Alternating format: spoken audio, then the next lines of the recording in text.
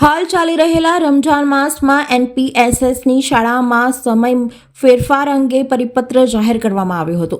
આ પરિપત્ર રદ કરવાની માંગ સાથે વિશ્વ હિન્દુ પરિષદ દ્વારા વિરોધ પ્રદર્શન કરી આવેદનપત્ર આપવામાં આવ્યું હતું. ત્યારે આ પરિપત્ર મામલે આજે શિક્ષણ સમિતિની વડી કચેરી ખાતે એક બેઠક મળી હતી, જેમાં માર્ચ માસમાં પરીક્ષા ચાલતી હોય છે, કોઈપણ શાળાના સમયમાં ફેરફાર નહીં કરવામાં આવે તે અંગે નિર્ણય કરવામાં આવ્યો છે.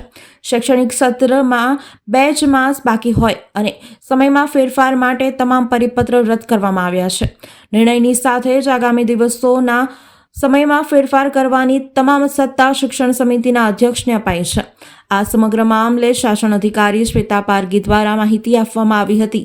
વર્ષોથી ચાલી આવતી પરંપરા પ્રમાણે એ કરેલો જ હતો, પણ માત્ર એવું થયું હતું કે જે રજાઓના પરિપત્રમાં આપણે લખીએ છીએ એની જગ્યાએ એ લખવાનો બાકી રહી ગયો હતો. એટલે જે તે શાળાઓ મુસ્લિમ બાળકો જ્યાં વધારે હતા એમની અરજી આવી, એના આધારે અમે યાદ કરીને એ પરિપત્ર કરેલો.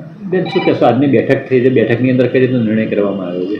આજની બેઠકમાં એ પ્રમાણે નિર્ણય કર્યો કે ભાઈ માર્ચ મહિનો શરૂ થયો, હવે માર્ચ એપ્રિલ 2 જ મહિના આપણી પાસે છે, એટલે શાળા સમય બાબતના જેટલા બી હોય એ પરિપત્ર રદ કરવા અંગેનો ઠરાવ કરવામાં આવ્યો.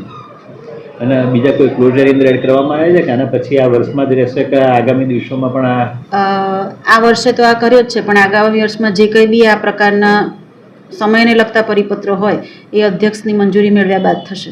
એટલે અત્યારે હાલમાં એ તમામ પરિપત્રો કેન્સલ થઈ રદ કરવા.